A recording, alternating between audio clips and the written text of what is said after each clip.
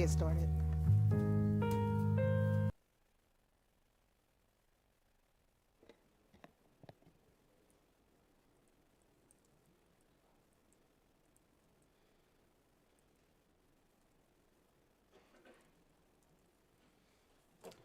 I would like to call this meeting to order. Is there a motion?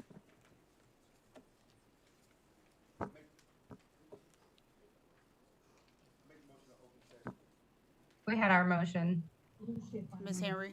And Mr. Hikes? Here. Ms. Weiss? Present. Ms. Hubbard? Here. Ms. Val? here, Ms. Jones? Here. Mr. Davis? Here. Ms. Cousins? Yes. We have Can a we quorum. can we stand for the Pledge of Allegiance?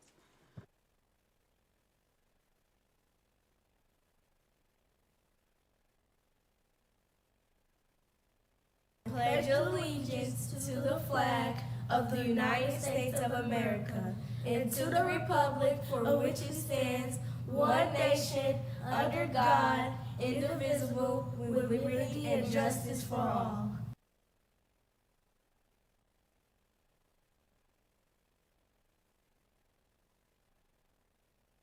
Spirit of Excellence. National Mentoring Month is January. January is National Mentoring Month, and we have some mentoring superstars in this district. Take a look at this short video to hear why SLPS mentors George and Stephanie Love say mentoring is one of the best things they've ever done.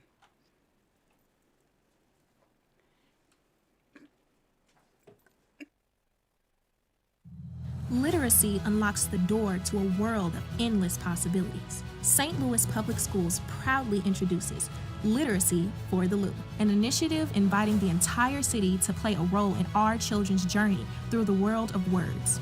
Join us Saturday, January 27th, noon to 3, at St. Louis Public Library's Central Library for our grand kickoff celebration. And guess what? This is just the beginning. That was an awesome video, but that's not our video.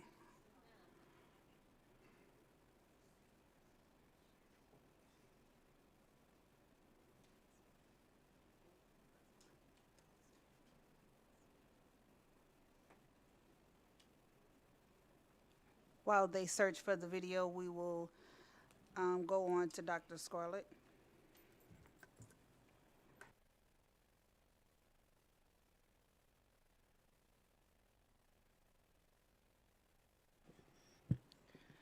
Good evening. So you just saw the video, and so I'm going to talk a little bit about Spirit of Excellence, but it'll just be a repeat of that. The kickoff for the Literacy for the Lou, the largest reading movement in the history of St. Louis, is just 4 short days away. We can't wait to show you what we've been planning.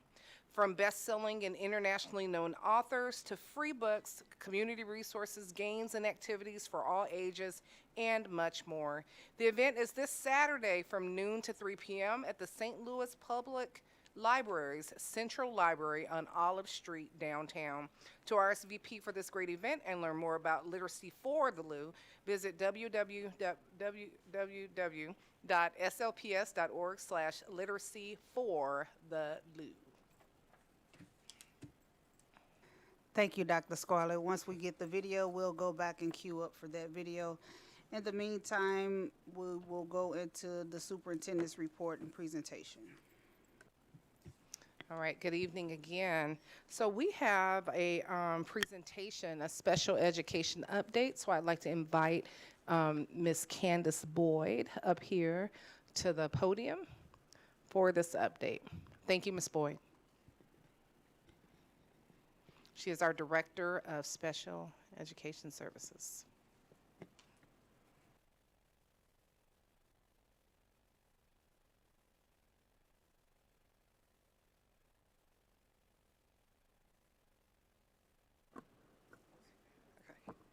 Good evening, everyone. My name is Candace Boyd. I'm the Director of Special Education for the district. So this evening, We'll begin with the roadmap just to discuss services, and this is a high-level overview of how we're moving and grooving in the district. So we'll discuss our values, we will discuss a snapshot of numbers, our referral evaluation process, services and placement, and our recruitment of our staff. Inclusive values. I found this graphic online, and it speaks to what we are striving to do on a daily basis. So I thought it would be appropriate just to tie this into the presentation.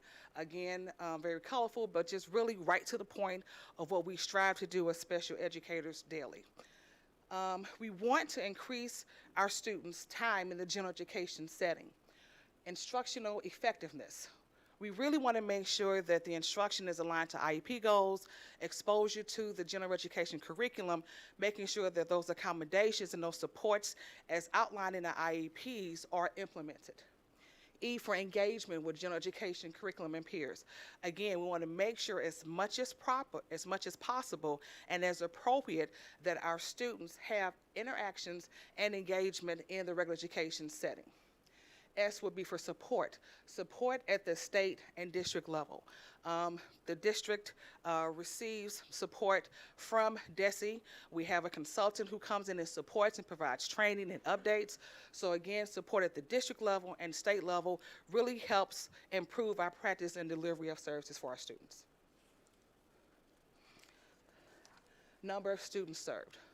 So rough estimate about 20,000 students overall. We're supporting about 13% of that. So 13% of our students right now are receiving special education services. So it's a little over 2,600 students. Our special education data. This is just an overview for gender for special education and general education, so there's just a comparison of the two. So if you look at the number of Asian students that are female, number of students Asian that are male, Black, Hispanic, American Indian, Native Hawaiian, or other, and white. Again, that's just a breakdown of just that background across the district. Again, it is our general education students on the first column, and then that second column, it is where we are in terms of special education, in terms of females, males, and race.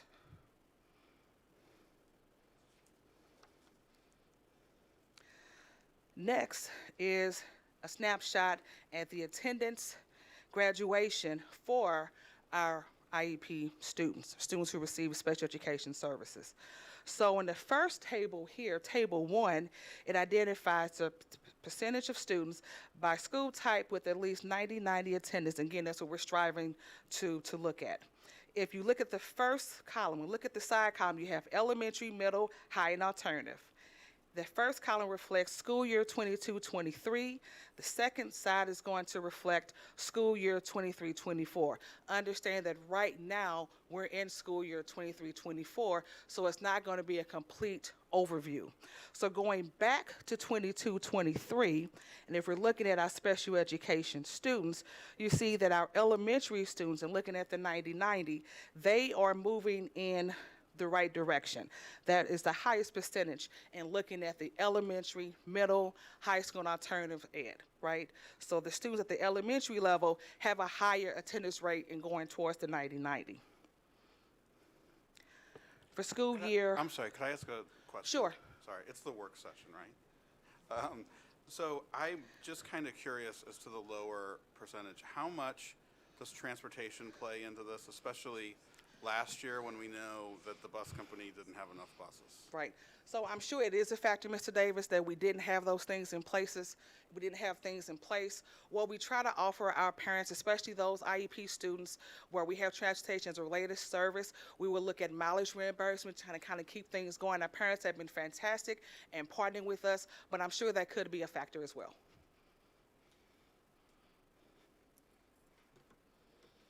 If we look at school year 23-24, where we are right now, the elementary level, again, would be in a really good rate at the 55.2 for our special education students. Challenges we see for school year 23 and school year 24 really be a low attendance rate at the high school level. So we just have low attendance at the high school level as we work towards our 90-90 goal. For alternative education, for school year 23, we had 43.2% of our special education students that were attending school on a regular basis. And what was interesting for us when we looked at this information in my office was that for school year 23-24, again, the school year we're in right now, we're at 57.6%. So we were wondering, like, why is the attendance so high at the alternative education setting? So just a couple of thoughts, a couple of wonders. It could be that when you're at an alternative education center, if you're coming in knowing that this is a temporary assignment and you're knowing that attendance is going to be looked at, you may be more inclined to be motivated to come to school so you can get back to your school where you came from. Because I'm thinking, like, why is it high at that setting? Also at the alternative education settings, Blewett, you have a very small sped enrollment, so you don't have that many kids. So we were trying to figure, like, why is the enrollment, why is the attendance high at the alternative ed setting? It could be those factors. Smaller environment, and then the kids know they're not going to be there that long, and then it could be a motivator to come to school so you meet that requirement so you can then transition back into a more traditional setting. So just, so the alternative setting, is that just Blewett? Blewett, Griscom, Okay. And Yep. Griscom, I would imagine it's 100%. that is correct. Okay. And here's another question, maybe this isn't something you can answer it. Okay. But I guess the percentage of kids in those settings, it seems to me that I don't know, I guess I would imagine that most of them would have an IEP. So the column that I highlighted are those IEP students. Okay. Because we have general education, we have general ed, special ed, and then the overall. So the numbers that I was highlighting were the students who receive special education services. So, but there's students at Blewett and at Grissom that don't have special education services. Correct. They don't qualify. Yes, correct. Okay. Yes. That just is surprising to me, I guess. And is that, I mean, I guess, do you have an explanation why that is? I mean, are they, when you go to Blewett and you go to Griscom, do we automatically provide a new assessment for them? So the IEPs are revised just to make sure that we're providing minutes as the setting would allow, right? Because Griscom is a whole different setting. So if a child is coming in to Griscom for a period of time, and let's say their IEP exceeds the setup of Griscom, then we have to get with the parent or the guardian to amend the IEP so that we're making sure that the minutes are aligned to what Griscom can provide. Yeah, so I mean, I guess you go into Griscom, you don't have an IEP, you get out, you're going to go back to general ed, and you don't have an IEP, but yet you've got this sort of albatross around your neck of, we'll just call it a behavioral disorder, but in that case, it's actually a justice-involved claim. This is just sort of a broad question. You know, how do we follow students out of those settings to provide them additional services if they don't have an IEP? Right. And that I won't be able to address on the gen ed side. I know for when students with IEPs return back to more traditional settings, we would then go back and we revisit that IEP, right? Make sure those services and supports are in place. The behavior intervention plan, IEPs, the goals, making sure all those supports are in place. On the general education side, I'm sorry, I won't be able to speak to what that transition and what that support looks like. Okay. Well, and it's the work session, and we're in a U-shape with a lot of people with doctoral degrees in education, so I don't know. Feel free to jump in, I suppose. I would offer that students who are at Griscom, not all of them are SLPS students. And so those who do return to SLPS, whatever services that they would need, they would be evaluated, and then we would go from there. But if they transfer out and they're not our students, we don't necessarily follow or track those students. I'm curious. I'm trying to get past the slide with 1,000. No, I'm not. No. Is it page 5? No, yeah. I can't get past 1,525 African American male students that are in special ed. So can you help me understand how often are we doing IEP testing? Like, how are students being identified, and how often are we doing the IEP testing? So, evaluating for special education is ongoing. So parents, agencies can make a request. School officials can make a request if they're seeing that the child is struggling academically, socially, and emotionally, and interventions and strategies have not yielded consistent results. So on average, what are we looking at? Can you just, like for the 22-23 school year, how many IEPs would you say the district has had to do For African American males, or just as a whole? so IEPs are reviewed annually. So you mean Correct. right? I'm So you saying mean the initial the like, testing? Yes, the initial testing, a child needing to get, just what you said, a parent see that there's some issues with my child, the teacher see that there's some issues with the child, and they're saying, how do I get help or whatever? So I can tell you right now on slide 13, we're going to talk about that a little bit, but I can tell you as of August of this year, and I don't have this broken down by race, but our office has received 662 referrals for testing. That's just the referrals.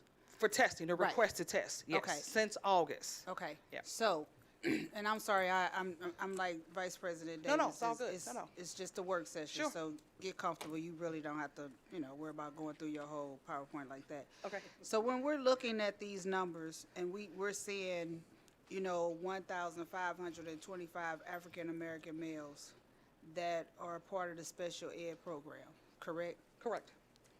Out of that, they have to be evaluated. Their IEPs have to be evaluated yearly. Is it yearly? So the students have to be, so the team has to receive the referral, then the students are then evaluated, and then they have to meet eligibility to make sure they qualify for Fine. services. Okay. So that number is incorporating all of that, is what you're saying. Yes, So they yes. may not necessarily, May not qualify for services, to they your just point. started off by being tested, and Yep. it was like, okay, you good, we're just going to give you some tools. Prior to that, you don't really need to go through the whole IEP. Yes. Okay. But Ms. Cousins, it could be also as well, to your point, that once we receive a referral, and if the team does not suspect a disability, then the team will issue to the family a prior written notice of refusal and state the reason why we don't suspect a disability. So we may not even have to go through the full evaluation process. If there's enough information on the front end, and we have that 30 days with the parent request, then we can say, you know what, we don't suspect a disability exists, and then we can refuse that request based on the data that we have. Okay.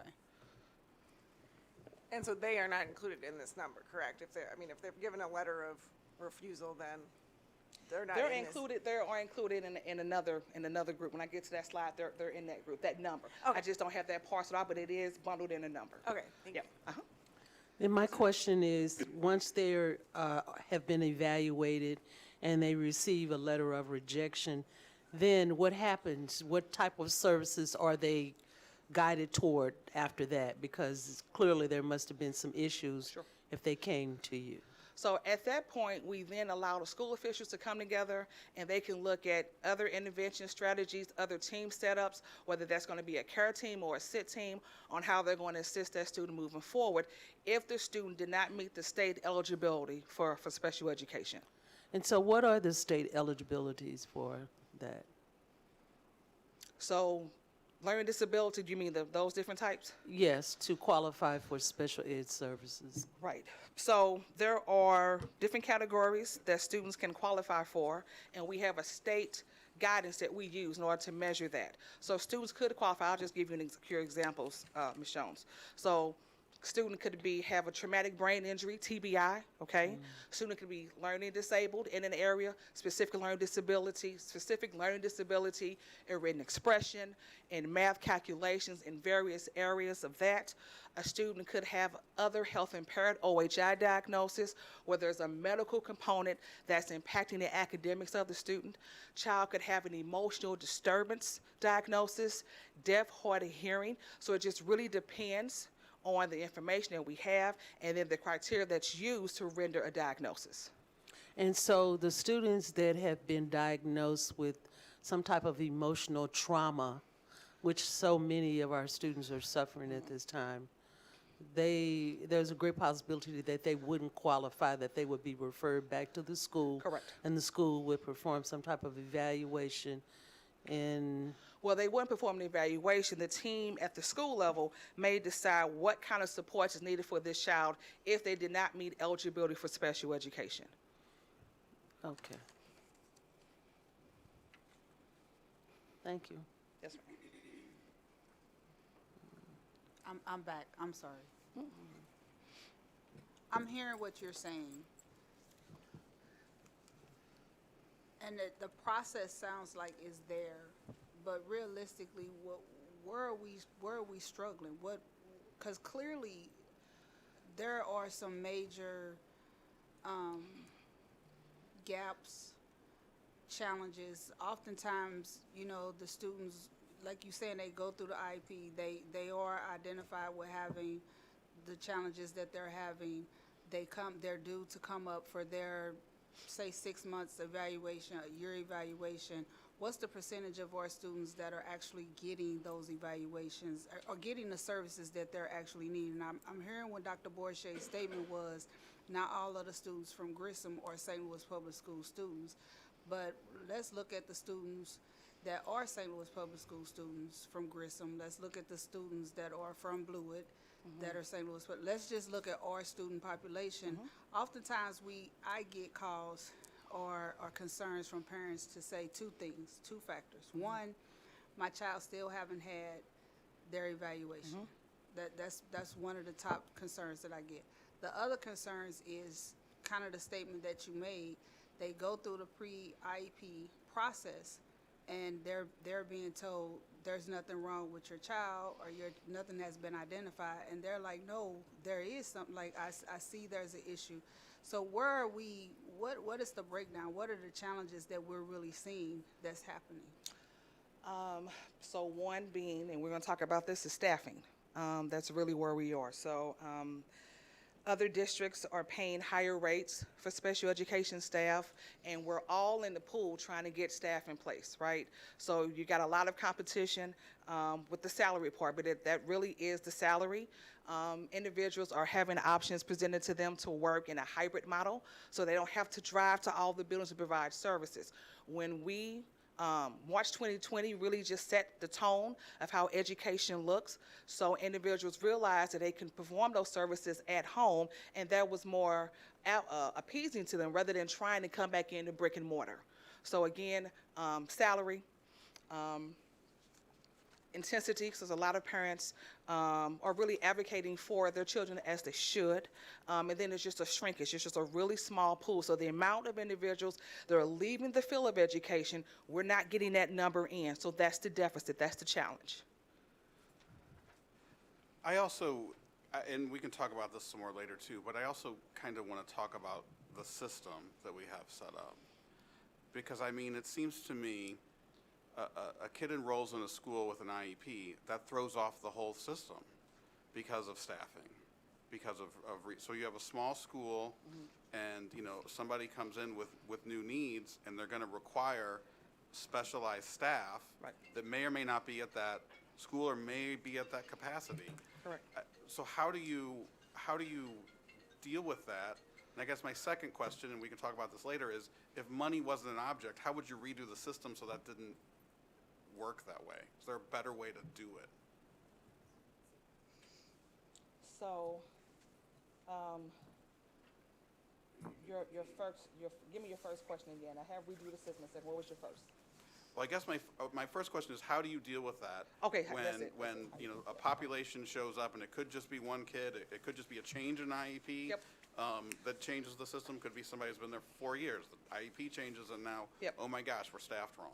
Or So- somebody retires. No. And you don't have to backfill. All those problems. No, so I feel like you were in my email box this week. Sir, I feel like you've been there. So we'll have students who will transfer in from other districts, other parts of the state. Let's say they'll have a private separate day placement, right, or a public separate. If those grades are full, then what we can do is work with our other vendors to see if they will accept the child.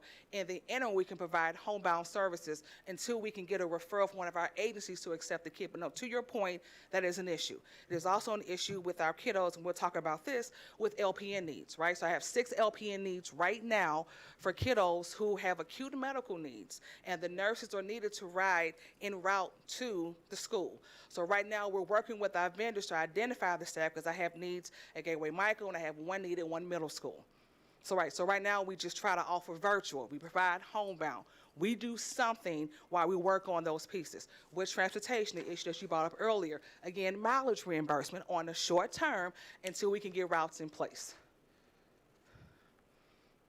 And so you kind of gave like the big, expensive, difficult examples where, you know, we're going to have to, but I'm talking maybe like on a smaller scale, like at a school, you know, you just have, and I'm sorry, I don't know all of the things that IEPs, but maybe you just have, I'll just use dyslexia. Maybe you have, you know, 5 extra dyslexia kids or something, you know, and you don't have the certified staff to handle it at that school. But maybe up the street, you got openings. How do we deal with that as a system? So right now, with our vacancies, we partner with Human Resources and with our staffing and our staffing agencies to look for certified teachers or to use our ILAs. So while ILAs, it's not real popular sometimes with parents because of the certification piece, but it's not illegal in the state of Missouri for us to do this, but we just can't do it forever. We've got to figure out a way to right-size this. So with our ILAs, we support them. They're in front of kids. They're a part of our trainings. We've done some boot camps with our ILAs. But again, so it's not ideal, but that's what we do. We want to make sure that we do have an individual with a sub-cert certificate that's in front of that child providing services to that extreme. So yeah, so the vacancy, that part is real.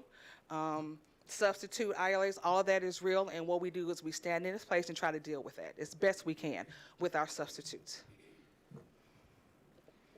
And real quick, how is that prioritized? So if there's great, you know, I'm assuming we have some schools with an enormous amount of need, but are those schools being prioritized in terms of, you know, filling those spaces before other schools with maybe just, you know, a little bit less need? Like, how are we making sure that equitable across the board when there's such great need everywhere, but the schools that there is tremendous need, how are we making sure that those get staffed?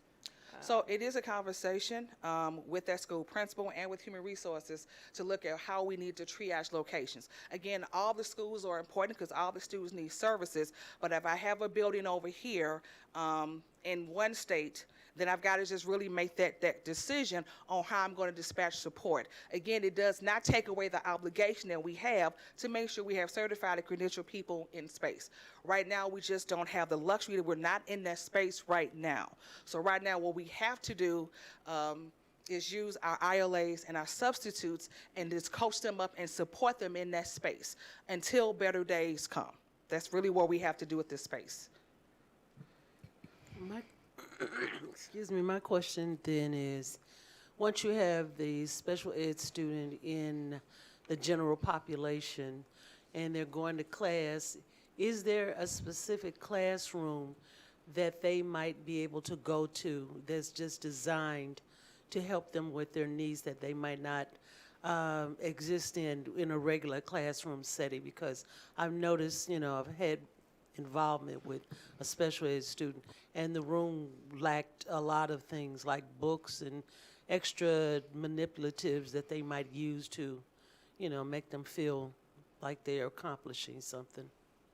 So IEP teams are then charged to sit down and decide how services are going to be provided, whether that's going to be in a SPED setting, so that means a child is put out of regular education to receive services, or if that child can be best served in a regular education setting. What I can tell you is that when we do get those concerns from schools, we then partner with school officials, the academic instructional coach, school leader, just to make sure those resources are in place.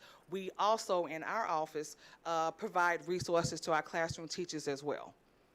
Now, I think I'm asking for the student themselves if they want to come to a particular office in the building and say, I need, you know, something special to help them. along So with their these are studies. IEP, you're saying these are special education students Yeah, already? yeah. So again, it's going to be a team decision to talk about what that child needs.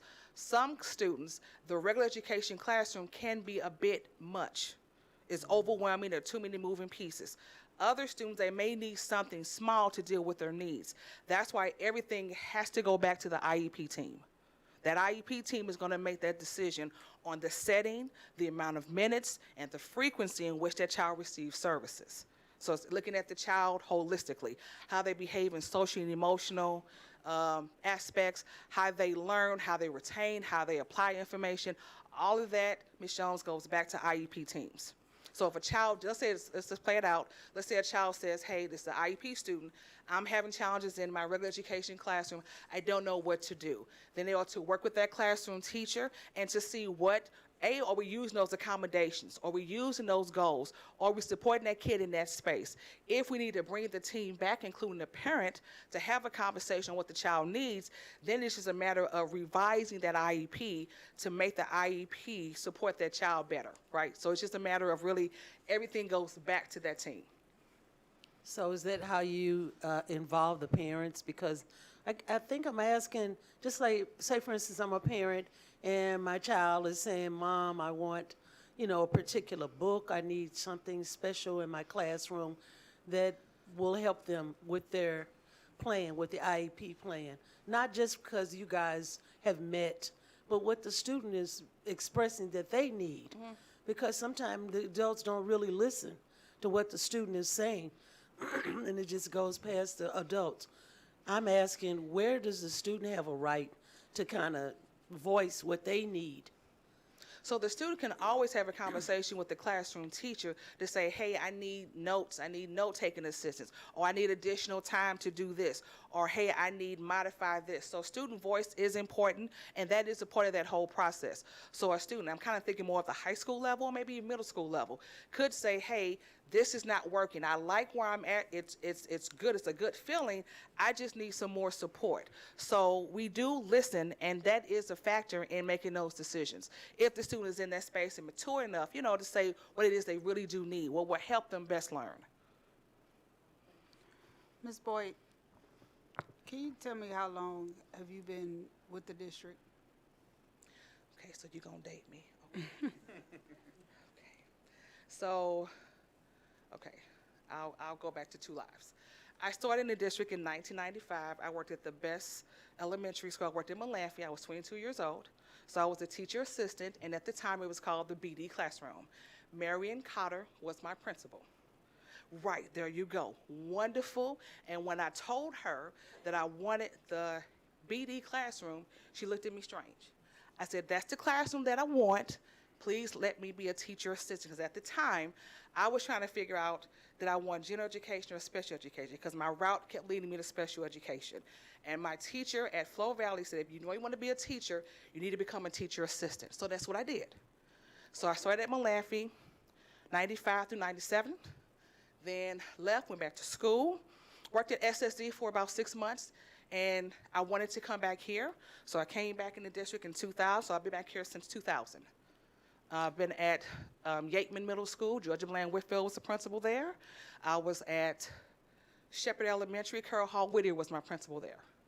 So in the position that you've been in, you've been the position as director. This is my 9th year. Okay. So, and I'm looking at this very extensive report, and clearly you're extremely knowledgeable, of everything, all special ed. It's obvious that we have some major holes and huge disconnects. I still can't get past this 5th slide. I'm sorry. If anybody is not paying attention, I think somebody needs to. We got 6,483 African American female students as student population for this district, and 5,855. And out of that, 666 of them are females that are in special ed, and 1,525 are males. I'm hearing everything that you're telling me, that you're saying in this work session. clearly, because I don't know if everybody else has moved forward in your slide deck, but the part that's baffling to me is on your slide deck where you have vacancies. Because I think people need to understand. You have 6 LPNs, 4 behavior therapists, 1 audiologist, 6 school psychologists, school examiners, 4 speech and language pathologists, 4 speech and language diagnosticians, 2 applied behavior analysis, and 30 special education teachers. 30 special ed teachers. That's your vacancies. So let me explain where we are with that. Help me out. So those are allocations, and we have allocations in buildings because we want to make certain that if and when enrollment does change, then we stand ready to deploy support. Okay. And then some of these are 0.5s. So at Okay. the elementary level, I may have a caseload where I don't need a full-time person, I need a 0.5. Because historically, some schools go up and down. We leave the allocations there and we move them around to support the need, be it ICAs or be it teachers. That's just for your 30 For vacancies. the vacancies, that's not dealing with the All the other ILAs. things. The ILAs is a different conversation in Exactly. itself, because the ILAs right now are in classrooms. So I'm saying all this to say, does anybody else see the urgency or the crisis that we're in when it comes to servicing? These are our most vulnerable children, and we're not. That's all I can say at this point. It's just we're not. And I wanted to know how long you've been in the position that you've been in, because I want to commend you for holding on. Because that's what it sounds, that's what I'm hearing.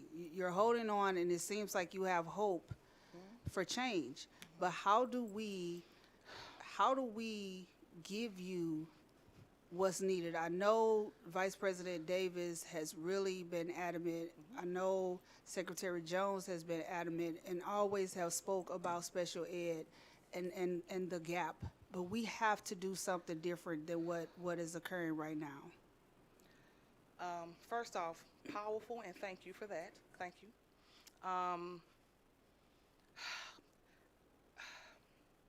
We need individuals that want to do this work, right? That want to be here. That when I offer you the position, or if a leader offers you a position, it doesn't matter the grade level. Like with our contract staff and we have the vendors, when I'm interviewing teachers, I tell them on the front end, you can't be married to a grade level or a building. If I need you north, and I need you here. If I need you here, it's wherever the need is. You cannot be married to a particular grade level or site. I think there's got to be a real conversation regarding the compensation and salaries. I think that's got to be a big piece with that. I know HR has pipelines and things in place. We have our MOUs where we're partnering with universities, say, hey, get your practicum students, and we'll bring them, your OTs, your speech. Let's get them in here. Let them fall in love with the district. Once they get credentialed, we can hire them. So we're trying to do different things. But individuals are just not entering the field for special education. I hear you talk about compensation, and I totally get that piece. But on top of the compensation, are we offering, and this is probably not a question necessarily directed towards you. Yes, ma'am. But it's probably toward HR. Are we offering them the professional development? Are we offering them like the additional skill set and support that the staffing that you have need to also keep them there? I'm hearing what you're saying in reference to them wanting to work with a certain age group or whatever, but some may not want to work with other age groups because they have not been properly trained, or they don't understand, how to actually work with that particular population that the need is there to work with. Do we give like additional training or professional development around the areas of needs such as that? Yes, ma'am, Madam President. So we do a myriad of things all the way from the beginning of the interview process, where we have tweaked interview questions that are surrounded and guided by what's expected in a special education classroom. In addition to that, we offer beginning of the year training through our special education department. We also bring in legal to talk about it. And I know we're talking about the needs, and there is a high need, but just want to put it out there. This year, we've hired 50 staff in comparison to the 30 that we've hired. So already 10 more additional staff. So we do need them. There is a great need, but I just want you to know that we are in the process of gaining more staff. But yes, we are doing a plethora of things in addition to the pipelines that we have for special education. Thank you. I had another one, but I'm gonna give you a break though. I appreciate that.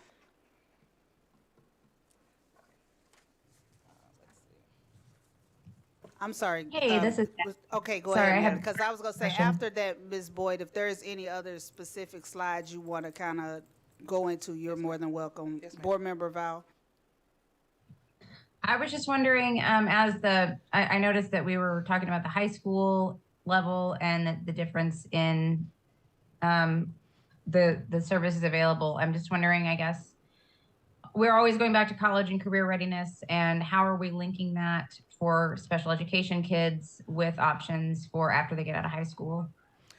So Do they have any services, or do we do any tracking of where they go or what they tend to do after high school? we do have that tracking. I just don't have it here. But in our students, for our high school students, we have what's called post-secondary planning. So we do engage with our high school students just to see what they want to do once they graduate. Live on your own, college, trade school, whatever that is, so we can have a plan for them to assist them. And we do have MOU partnerships where we're trying to get our kids that exposure that they need as well. And then there is collaboration and partnership with Dr. Henny's CTE program. So that is, I just don't have that information here. Gotcha. I would be super interested to know kind of where our kids end up after high school, if there are any other supports we can put in place for them, because obviously our focus is on kids, but we want to prepare these students for adulthood and being a successful citizen. So if you could provide that at a later date, I didn't mean to try to catch you off guard, but No. when we talk about special education in high school, we have to think about, you know, we're doing all these great things for these children, but once they're not children, how can we prepare them? Another thing, Ms. Val, I'll let you know that on an annual basis, we have our Transition to Life Fair. It's held at Forest Park. That is an opportunity for our families of our students, our high school students, to engage with different vendors so they have options, so they know what they can do or what's afforded to them. This year, we're going to have a parent component, because right now it was really targeted for our kids. So now there will be a piece for our parents to come and our students to interact with different invited vendors so they know what resources they can access once they leave our doors. That is awesome. Thank you. I would love to hear more information about that. Thank you for putting that together. You'll get an email because you can come. Yes, that'd be great.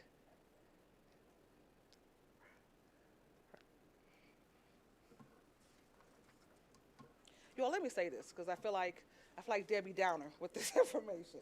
I am optimistic we're going to get through this. I really am. Seriously. This is rough. It is hard. The gray hairs in my head, they come honestly, right? Seriously, they really do. But we can do this. We can look at what we're doing and we can realign and reset, and we can do this. Parents partner with us. They partner with the teachers. They partner with me. We partner with school principals, with human resources. We can do this. We can do this. We can. I mean, I totally agree, Ms. Boyd. I know we can do it. We have to do it. We will do it. But what's important is we have to really address honestly what our challenges are. Yeah. Because us as a board, that's the only way we can go out and fight for those changes. Yeah. And I know you've got a leadership team here in Dr. Borshade and Dr. Scarlett who are 10,000% committed to this. But it's good for us all to just sort of, it almost feels like a reset to an extent. Like, let's honestly assess after the pandemic with new leadership, where are we and what do we need? Because there's a lot, I say this all the time, there's a lot, we can garner so much support in the community, even in the legislature, but we've got to be honest about what we need. And I just feel like while I've been on the board, I'm like, what do we need? And it's kind of like we don't want to talk about it. But we have to talk about it. I mean, no one's going to be able to offer us assistance unless we know what we're asking for. So I really appreciate the presentation. I read ahead too earlier in the day, so that's why we have so many questions. Okay. But I think this is I don't want you to think that we're ganging up on you. We are absolutely here to help, and this knowledge is very important for us. And I appreciate that, Mr. Davis. I will also say that the conversation that we're having is important because our obligations are here. So not only is in these 60+ buildings, and I've said this before to you, right, about non-public after school, early childhood in the city, right? So we go to about 14, I want to say it's about 14 different centers for city residents, for P3s and P4s, where we provide itinerant services. We send an adult, one of our teachers, to the Justice Center. We have a full-time teacher at Griscom. I have 1.5 teachers assigned to Blewett. So again, virtual, homebound, that obligation for us is real, and we have to do that. I LEA the meetings at the state schools, so Missouri School for the Blind, Missouri School for Severely Disabled. We have to provide the sites to do those evaluations. That's real. We have to provide the sites for the state school. That's real. We have to do that, plus the buildings here, plus non-public after school. We have to do all of that. Yeah. We had a state representative visit us at Gateway Michael, and he went to the principal, and it's like, why are you doing this? Isn't the state school? And you'll be very proud of her. She looked him right in the eye and she goes, we are the state school. Yep. Ms. Baker is beautiful. It's great. Okay. Anything else? Okay. Thank you. Was there any other questions for, because she's trying to run. Was there any other questions for Ms. Boyd? Thank you for your service, Ms. I do Boyd, have honestly. one question. Board Member Hubbard. Yes. We learned that the transportation department does not have enough office employees to do its job. Do you have enough administrative support staff to make things run smoothly, or do you end up doing things that should be someone else's job? So I would love to add additional staff to our office. There are some things that are in the buildings that I believe our office should handle and not out in the schools. But that's just really a wish list, right? We do need more process coordinators or IEP specialists. At one time, we had compliance teachers, right, who would stand in the gap and support your substitutes or your brand new teachers, and those positions were phased out. So additional staff at our office would be great. There have been times where we needed an ICA, and I have put on my tennis shoes, and I've gone to do it, right, because it has to get done. I've done it. And it's important to me that I support the principals where I can, because I want them to understand you're not in it by yourself. They're at the building, they got to deal with staff, they got to deal with operations and parents and whatnot, and I want to stand in that space. So there have been times I have gone and I've been the TA for a period of time, and it's just the job. I know you try to leave, but I'm sorry. Special education budget. Can you kind of give a quick, because I think a full understanding of that needs to kind of be put out there. No, that's good, and I'm glad you. Because I see a lot of red, and I'm sure No, Ms. you're Banks right. is going to chime in on some of this redness. No, you're right. Let me just get to the slide. So, the big ticket items that come before the board are really in two domains. So it's going to be our private separate day placements. So right now we partner with 3 schools, JTC Academy, Logos, and KVC Missouri. The daily rates of those schools, they increase over time. If a child that we're referring to one of these agencies requiring adult support, that's an additional fee, and that's per day. So that is why, that number has been trending nicely. We've been okay with private separate places. We have the 3 schools that I mentioned, 31 students right now assigned to those schools, and the partners really support us in that space. The challenge and where we're going to need leverage from the board is that our managed care we're going over. We're projected to go over. We were approved for $7 million to bring in the staff. Now we're looking at 9.8 that we're going to need to deal with managed care services. And let me tell you why I think we're in that space. If you have virtual staff, we need what we call e-helpers. So if I have a virtual school psychologist or a virtual SLP, I need a physical person in that building, getting that kid, get them to the room, establish the link to start that. That's an additional cost. We have over 30 CNAs. We didn't plan for 30, but I had to get 30 because I don't have enough ICAs. And CNAs have no problem toileting kids. Kids are coming to school for the first time. never been to school. And that's on gen ed and special ed side, right? So you're 504 and you're special ed. So we've had to increase with CNAs because I can't get ICAs in here based on the duties and the job description. Really, the toileting of kids, they don't want to do that.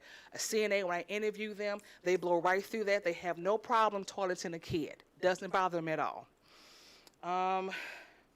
So those factors have led to where we are with that spend. And then our contractual spend not only supports special education, but there are other departments in the district where we support where we don't have the staff in place. So I'm glad you did bring it up because that is going to be another conversation just regarding where we are to kind of get us through the rest of this year. And the staffing agencies, wonderful partners, they're having challenges too. I spoke with an agency today. I'm really hopeful. Guys came in today regarding LPNs, and they think they can help us out. So they're going to start sending referrals next week. Because right now I have a student at the middle school level, I have one in middle school, and I have 5 at Gateway Michael who needs some support. So they were hopeful they could address the need. I met with them today. But the staffing piece is real. The kids are coming in with needs, socio-emotional needs. One of our agencies called us today because a student was suicidal, wanted to know resources and supports they can deploy. It's real. The kids that we have to populate the buildings are coming in with a host of issues and concerns, and we got to stand ready to support. Thank you so much. Okay. Anything else? Before Ms. Cousins gives me again. Anything else? Thank you, Ms. Okay. Boyd. Yes, ma'am.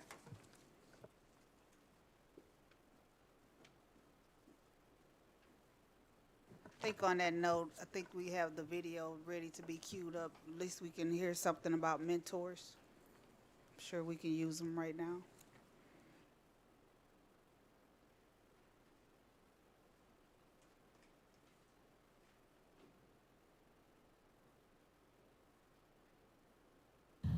When my kids was little, I used to read from a book, but I never read the words. I just read the pictures.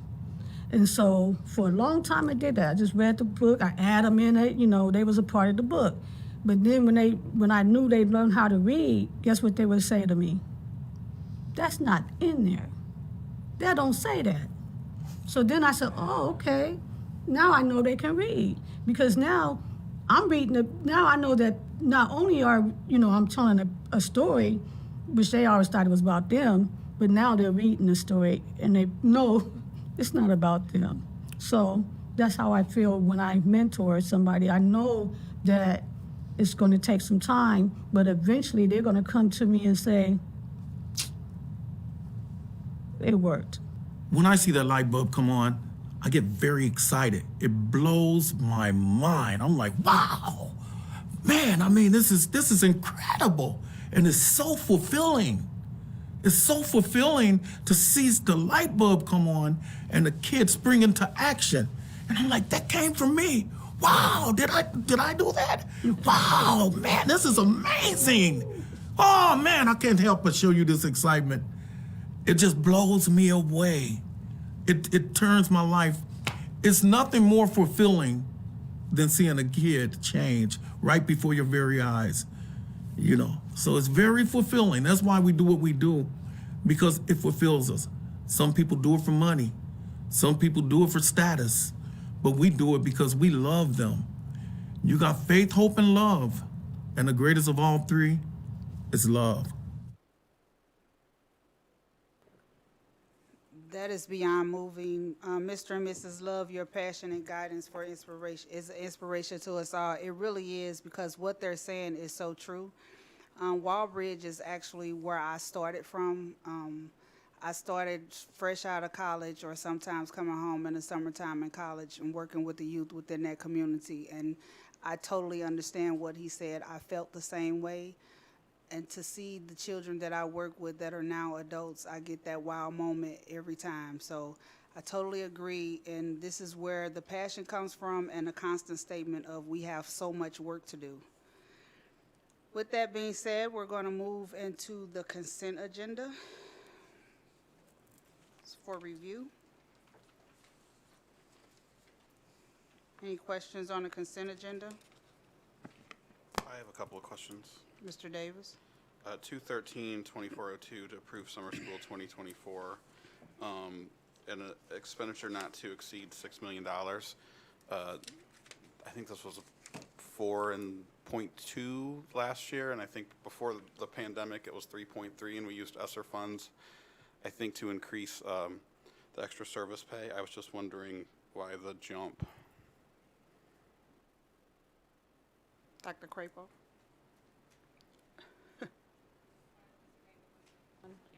Yeah, so the jump is simply, currently the plan is to do a 6-week summer camp instead of a 4-week. So in the past, we've gotten feedback from families that 4 weeks is just too short, particularly to support students to make up gaps. So it's an estimate, Mr. Davis, of $6 million. I would imagine, and Chief Banks is here, it's likely a little bit of an overestimation. We just wanted to make sure we had enough funds to cover the additional staff and then programming for those additional 2 weeks. And are ESSER funds still in this mix, or we're back to? Okay. But it is reimbursable Right. by the state, so. All of it? Not all of it. Like 2 million? If we're lucky, they'll pass a budget. At all. Thank you. My other question was about 213-2403. There wasn't any supporting documentation about this. I guess, what is it? And my other thing is, why is this a sole source, and why wasn't it bid? So it was bid, it was actually so this is, just to give some background, it's from the Professional Development Department. So this is a replacement of Frontline Services. That was the previous PD management platform that we had in the past. So, for example, it's a platform really to track the hours for our teachers, because they have to earn a certain amount of PD hours for certification. It tracks our mentorships. It's also an ability for teachers to sign up for professional development. So long story short, that organization was raising their prices pretty significantly. So the PD department decided to bid out the services, and then KickUp was the only organization that responded within the parameters that they set forth. So it's actually, it is a cost savings going with KickUp. I talked with the new director of professional development about it this week, and he said that they're excited about it. He's done a lot of research into it, so they're looking forward to it. But I'll make sure that there is supporting documentation for the vote. Thank you. Any other questions regarding the consent agenda? Seeing none, we'll move on to board reports. Any board reports? Oh, y'all cooking with gas today. Hearing no board reports, I need a motion to adjourn. Move to adjourn. Ms. Henry? Mr. Hikes? Ms. Weiss? Yes. Ms. Hubbard? Yes. Ms. Val? Yes. Ms. Jones? Yes. Mr. Davis? Yes. Ms. Cousins? Yes. We are adjourned. Thank you.